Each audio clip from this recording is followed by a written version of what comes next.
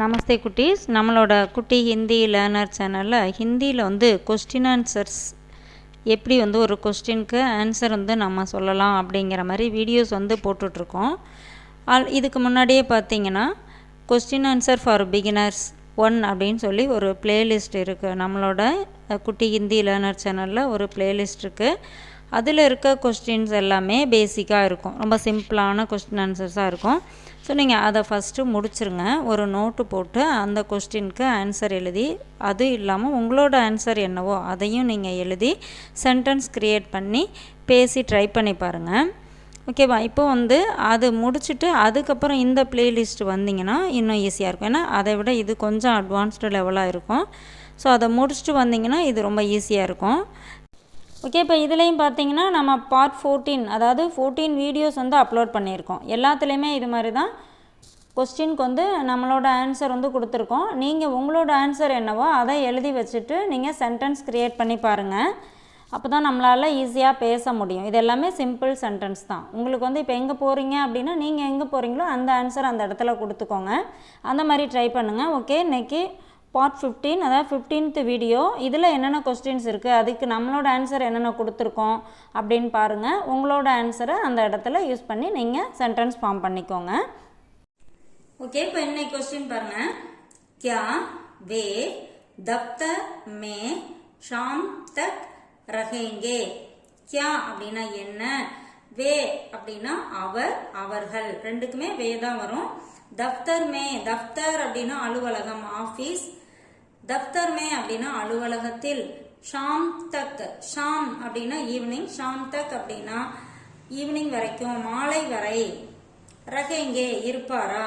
இப்போ ஒரு ஆஃபீஸில் ஒருத்தரை பார்க்க போகிறோம். இப்போ அவருக்கு டியூட்டி எந்த டைம் முடியுது என்னன்னு தெரியல. அப்போ நம்ம கேட்போம், அவர் ஈவினிங் வரைக்கும் இருப்பாரா, வந்தா பார்க்க முடியுமா அப்படின்னு கேட்போம் இல்லையா. அப்போ இந்த மாதிரி கேட்கலாம். क्या वे दफ्तर में शाम तक रहेंगे? என்ன, அவரு ஆபீஸ்ல சாயந்தரம் வரைக்கும் இருப்பாரா. இதான் நம்ம பேச்சு வழக்குல இந்த மாதிரி கேட்போம். हाँ वे दफ्तर में शाम तक रहेंगे. ஆமா, அவரு ஈவினிங் வரைக்கும் ஆபீஸ்ல இருப்பார். हाँ அப்படின்னா ஆமா. வே அவர், தஃப்தர் மே அலுவலகத்தில், ஷாம் தக் ரகேங்கே மாலை வரை இருப்பார். இப்போ இதே இல்லை, அவர் இருக்க மாட்டார், மத்தியானத்தோட ஒரு டியூட்டி முடியுது போயிடுவாரு அப்படின்னு வச்சுக்கோங்களேன். அப்போ எப்படி சொல்லணும், இந்த ஹா எடுத்துட்டு நஹி போட்டுக்கணும். நஹி வே தப்தர் மே இதெல்லாம் அப்படியே போட்டுட்டு ஷாம் தக் நஹி ரகேங்கே, இல்லை அவரு அலுவலகத்தில் மாலை வரை இருக்க மாட்டார். அப்போ ஒரு மத்தியானம் இல்லை கொஞ்சம் முன்னாடி கிளம்பிடுவாரு அப்படின்னு அர்த்தம்.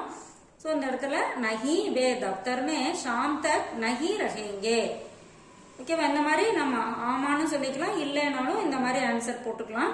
அடுத்து பாருங்க. क्या आप बता सकते हैं कि वे कब आएंगे? क्या அப்படின்னா என்ன, आप बता सकते हैं நீங்கள் சொல்ல முடியுமா. என்ன, எந்த கீனா என்ன சொல்ல முடியுமான்னு கேட்குறாங்களோ அதுக்கு முன்னாடி இது வரும்.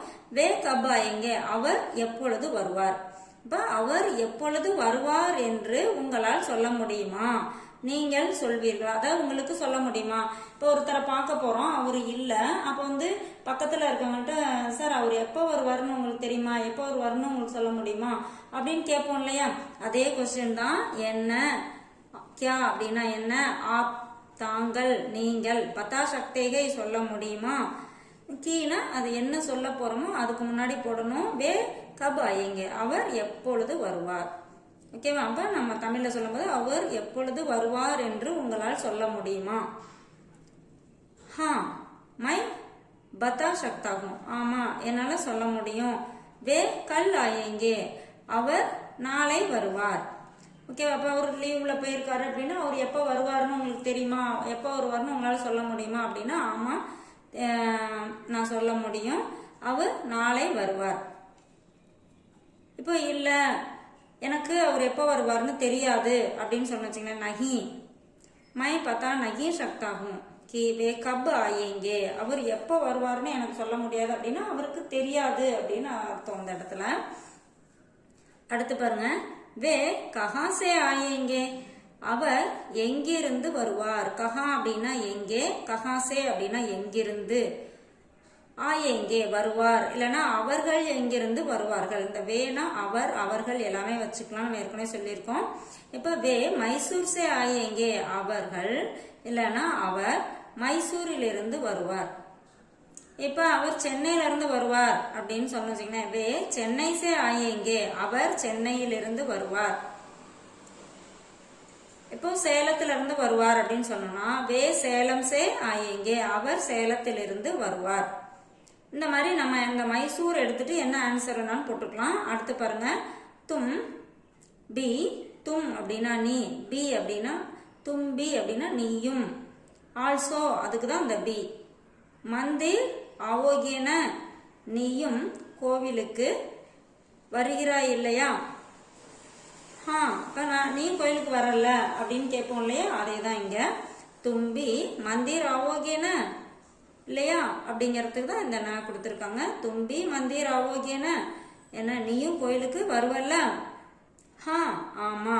மைன் பி நானும், மை அப்படின்னா நான், மைன் பி அப்படின்னா நானும்.